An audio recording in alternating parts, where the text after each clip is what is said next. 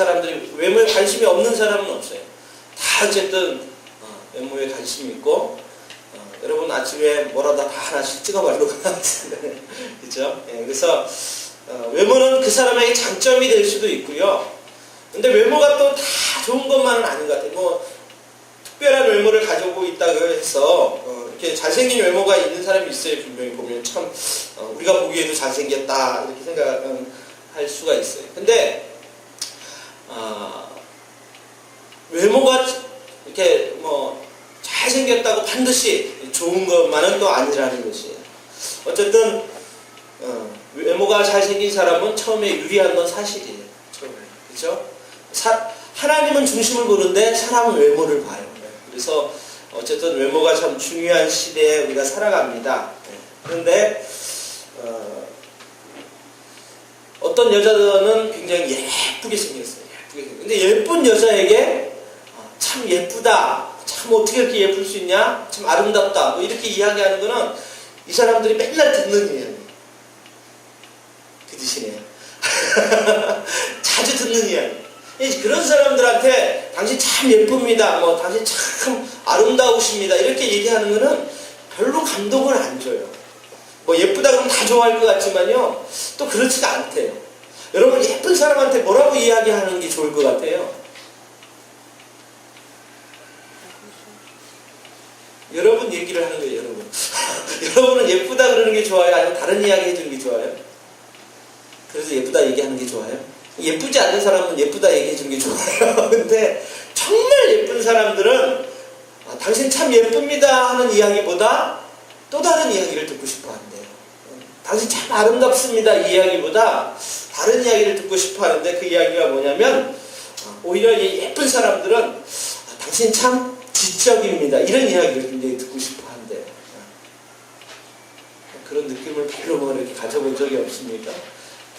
당신 참 지적입니다. 아니면 어떻게 그렇게 능력이 있으십니까? 이런 이야기가 그 사람들한테 오히려 참 듣기 좋은 소리예요. 여러분 예쁜 사람한테는 예쁘다 그러지 말고, 근데 또 예쁘지 않는 사람한테는 예쁘다고 해주는 게 칭찬이에요. 그래서 여러분 다 외모가 추출하시니까 예쁘다는 소리보다는 참 지적입니다 뭐 이런 이야기가 굉장히 더 오히려 좋다고 합니다. 어쨌든 사람들은 외모를 중요시하는 시대에 살기 때문에 너나 없이 성형수술이 유행하고 어쨌든 외모에 많은 사람들이 관심을 갖습니다. 그리고 반대로 외모가 좀 안 되는 사람은 외모로는 도저히, 용모로는 도저히 경쟁 얘기 안 생기니까 그럼 또 뭐 하냐면 공부하는 거예요. 실력을 키우는 거예요. 도서관에서. 그래서 뭐 재밌는 이야기 있잖아요. 이렇게 외모가 안 되는 사람이 공부를 못해도 용서가 되는데, 그렇다고 외모가 안 되는 사람이 공부 열심히 하면 그것도 그 실력 있고 열심히 있는 걸 칭찬해 줘야 되는데 그렇지 않고 뭐라 그런다고요? 못생겨가지고 독하다고 그러잖아요. 독하다고. 굉장히 독하다고. 근데 어쨌든 이렇게 제가 가만히 보니까 물론 뭐 다 아름다운 장점들이 있어요. 얼굴도. 그쵸? 인상이 참 좋은 게 참 좋은 것 같아요. 그죠? 그런데 어쨌든 그래도 그 중에는 이렇게 좀 특별하게 외모가 좀 추출하는 사람이 있단 말이에요. 그렇지 않은 저와 여러분들은 뭘 해야 되냐면 실력을 키우는 수밖에 없어요. 실력을 키우거나 어쨌든 정말 겸손하거나. 우리 가끔 제가 그런 얘기를 한번 하는데, 우리 하늘이를 전했던 교회에서 잘 키워줬던 우리 은양이가 있어요. 주일날에는 아예 데리고 살았는데, 그 친구는 사실 외모가 그렇게 딱 봤을 때 호감 가는 형은 아니에요. 그지 명아? 맞잖아. 남들이 그래요? 안 넘어가네. 내가 읽으려고 했는데. 사실 그래요. 근데 그 친구를 안 좋아하는 사람이 별로 없어요. 다 좋아해요. 제가 그 연구대상이었어요. 야, 아니 그래도 남자는 좀 괜찮은데 여자는 조금 더 예뻐야 될 텐데 좀 어떡하나, 시집을 갈 수 있을까 심지어는 이렇게 생각을 했는데 11월에 시집 간다고 청첩장을 두고 지지난주에 왔는데, 근데 그 친구랑 제가 신앙생활을 한 8년 이렇게 하면서 느낀 건 뭐냐면, 그 친구의 주위에는 사람이 많다는 거예요. 사람이 항상. 그래서 물론 우리의 어떤 미인인 것도 좋겠고 외모가 훌륭한 것도 좋겠지만은 저는 그 친구를 보면서 하나 느끼는 거는 그 친구에게는 남이 없는 게 한 게 있어요. 뭐냐면 생기가 있어요. 생기가. 할렐루야. 그래서 이렇게 그냥 얼굴만 딱 보고 첫인상만을 이야기하면 과히 그렇게 호감이 가는 용모는 아닌데 그 친구랑 단 한 시간만 있어도 그 친구에게 매료돼요. 신랑은 잘 만났더라고요. 연하로. 그래서 제가 놀란 게 어떻게 저 그 키도 뭐 큰 그리고 이렇게 이렇게 그런 것도 아니고 또 돈이 많은 것도 아니고 죄송합니다. 신랑은 잘 만났어요. 근데 그 친구랑 한 시간만 있으면 그렇게 그 친구에 있는 매력을 느낄 수가 있어요. 제가 그 매력이 뭘까 연구를 했잖아요. 근데 그 연구한 결과 생기라는 거예요. 생기. 그러니까 어떨 땐 굉장히 피곤할 때도 있고 힘들 때도 있는데 피곤하고 힘든 기색을 별로 그렇게 8년 동안 본 기억이 별로 없어요. 늘 피곤하고 힘든 그런 상황 속에서도 그 친구의 얼굴은 항상 웃는 얼굴. 항상 생기 있고 항상 즐거워요. 좀 모자란 것 같을 정도로 즐거워요. 그래서 그 친구랑 같이 있으면 밥을 먹어도 재밌고 뭐 해도 재밌어요. 심지어는 제가 교회로 개척하면서 저런 인간 하나 교회에 있어야 된다. 저런 인생 하나 있으면 교회 전체적인 분위기가 달라집니다. 그래서 제가 그 기준이 뭘까? 왜 그 친구에게 많은 친구들이 주위에 사람들이 있고 그렇게 많은 사람들에게 따뜻함과 어떤 매력을 느낄 수 있을까? 근데 그 친구에게 그 생기가 있더라고요. 성은아 소망을 가져. 생기가 있어요. 생기가. 그래서 정말 그 밝은 모습과 그 환한 얼굴과 그리고 뭐가 그렇게 재밌는지 항상 웃어요. 항상. 네. 그리고 항상 목소리는 하이톤이야. 업돼 있어요. 업돼 있어요. 그리고 그 몸 동작이 애사롭지 않아요. 항상. 가만히 이렇게 말하는 적이 없고 온갖 제스처와 그러니까 살아있는 것을 느끼는 생명이 거기에 있어요. 여러분 외모를 많은 사람들이 중요시하고 뭐 미인이다 미남이다 이런 이야기를 하고 꽃미남이니 요즘은 그 꽃미남이 유행이 이제 끝나고 훈남 그죠 훈남 훈훈한 남자 훈훈한 가슴 따뜻한 남자 얼굴로 같이 사는 거 아니에요. 그저 그냥 마음 따뜻하고 그런 게 차고라는 거예요. 감동 줄 수 있고. 저는 얼마 전부터도 이미 그렇게 될 줄 알았어요. 이미 꽃미남 어쩌고 그럴 때부터 외모가 사람들로 하여금 편안함을 절대 주지 않아요. 그런 얘기 있잖아요. 20대, 30대, 40대. 근데 외모가 특출난 할머니 이런 얘기 별로 들어본 적 별로 없어요. 그저 그냥 나이 들고 그러면 다 할머니로 통하는 거고 결혼하고 나면 아줌마로 통하는 거지. 특별하게 저분은 참 용모가 훌륭한 아줌마다. 정말 절세 미인 할머니다 이런 얘기 별로 안 들어요. 그냥 다 할머니. 제가 가만히 생각해 보니까 우리 윤권사님도 소녀 때 솔직히 좀 날렸을 것 같아. 네. 근데 그냥 할머니야. 별 없어요. 그냥 할머니지.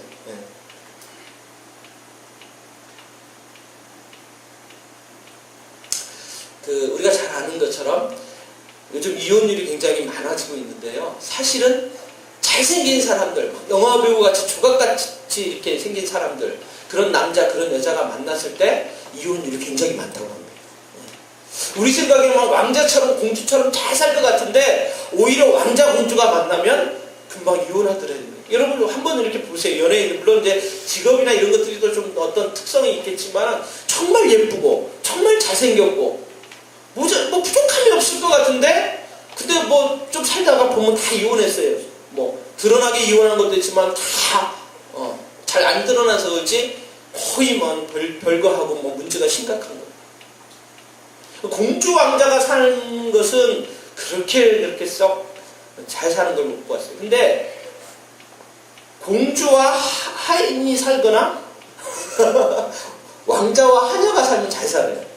근데 더 잘 사는 것은 하인과 하녀가 살면 더 잘 살아요. 서로 섬겨주면서 살아요. 서로 섬겨주면서. 제가 왜 이런 여러 가지 외모에 대한 이야기를 하냐면요.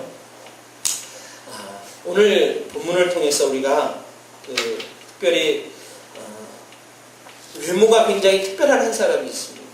여러분 잘 알다시피 라헬은 그의 용모가 굉장히 특별했어요. 성경에요 많은 여자들이 나오는데 그 여자가 참 아름답다고 표현한 사람들은 별로 없어요. 성경에 딱 두 군데 있어요. 오늘 라헬을 가지고 창세기 29장 17절 18절에 보니까 이렇게 말하고 있습니다. 레아는 알력이 부족하고 라헬은 곱고 아리따우니 그랬어요.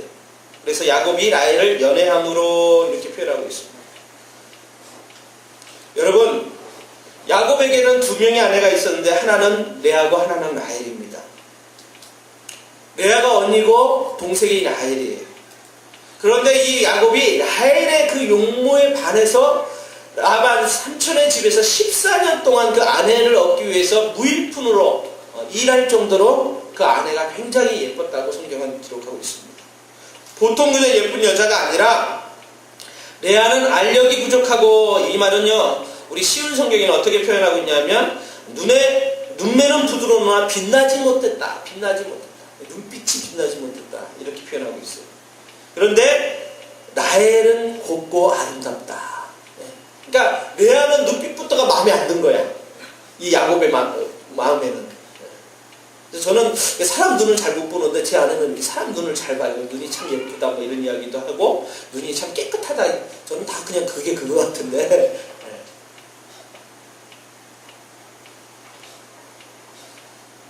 그러면서 이 라헬과 함께 성경에 또 한 명 에스더에 대해서 그의 용모를 뭐라고 이야기하냐면 에스더 2장 7절에 에스더는 용모가 곱고 아리따운 처자다 이렇게 이야기합니다. 그러니까 성경에 여자가 많이 나오는데 특별하게 용모를 이야기하고 외모를 이야기하는 사람 딱 두 명이에요. 라헬과 에스더예요. 그러면서 오늘 본문에 그 야곱의 이야기를 진행해 가면서 여러분 가만히 생각해 보세요. 뭐 조금 여기 18세 이하가 들으면 안 되는데 야곱이 레아의 방에 많이 들어갔겠습니까? 라헬의 방에 많이 들어갔겠습니까? 오늘 방송도 찍는데 라헬의 방에 많이 들어갔겠습니까? 레아의 방에 많이 들어갔겠습니까? 라헬이요? 네. 자기가 그 라헬을 얻기 위해서 14년간 일할 정도로 그렇죠. 그렇게 사모했고 또 그의 용모에 반했던 사람이 라헬이었어요. 근데 뭐 성경에 어느 방에 많이 들어갔다 이렇게 표현되어 있지 않는데, 근데 참 재미있는 것은 여러분 잘 아실지 모르겠지만은 라헬은 이 야곱을 통해서 아들 딱 둘만 낳습니다. 아들 딱. 근데 레아는요 아들 6명, 딸 1명. 그래서 모든 7명의 자녀를 낳습니다. 뭐 꼭 많이 들어가서 또 많이 난 건 아니지만은 어쨌든 그러면서 여러분 예수님의 족보를 마태복음에 보면 예수님이 누구의 그 족보에 많은 그 사람들 중에 오늘 레아의 아들, 우리 생각에는 요셉이 누구의 아들입니까? 라헬의 아들이에요. 라헬하고 마지막 베냐민 딱 둘만 사랑하던 라헬의 아들이에요. 나머지 아들 6하고 딸 하나는 다 레아의 자녀죠. 레아를 통해서 낳았어요. 그리고 요셉도 역시 라헬을 통해. 그래서 요셉을 그렇게 야곱이 좋아했죠. 제가 한번 신학생들한테 물어보니까요, 다 그 예수님이 요셉의 그러니까 아버지 요셉하고 헷갈려서 그러는지 모르지만은 그 라헬이 낳은 요셉에 의해서 그 혈통인 줄 알고 있어요. 근데 그렇지 않아요. 예수님은 유다, 레아의 아들인 유다를 통해서 예수님의 족보로 예수님이 이 땅에 오십니다. 그러니까 어떻게 보면 야곱은 라헬을 택했지만 우리 하나님은 오히려 레아를 통해서 하나님의 일들을 이루어 가셨다. 우리가 성경을 볼 때 이렇게 볼 수 있습니다. 한마디로 말해서 라헬의 무기는 얼굴이었는데 레아의 무기는 그가 남편에게도 인정을 못 받고 사랑을 못 받고 그런 아픔과 여러 가지 어려움이 있었지만은, 그래서 그는 외모가 뭐 예모도 그렇고 딸렸고 그래서 그랬는지 모르지만은 그의 항상 중심은 하나님이었어요. 아들을 낳았는데 첫 아들이 르웨벤입니다. 근데 르웨벤의 그 아들의 이름이 하나님이 주신 아들이란 뜻이 있습니다. 두 번째 시므온인데 하나님이 나의 기도를 들으셨다. 세 번째 레위인데 지금부터 나와 연합하리로다. 네 번째 유다인데 하나님을 찬송을 받으신다. 하나님을 찬송하리로다. 여섯 번째 스불론인데 이제는 그가 나와 함께 거하리로다. 레아는 모든 자녀를 낳는 일까지도 하나님과 연결시켜서 그가 신앙생활을 했던 것을 봅니다. 남편의 사랑도 못 받고 많은 사람들에게 인정을 못 받았지만은 그는 하나님의 사랑을 받았고요. 창세기 29장 31절에 보면 하나님께서 레아에게 총이 없음을 보시고 그의 태를 여셨다. 그러나 라헬은 무자하였더라. 성경은 이렇게 기록하고 있습니다. 라헬이 아이를 낳지 못하자 이제 어떻게 하냐.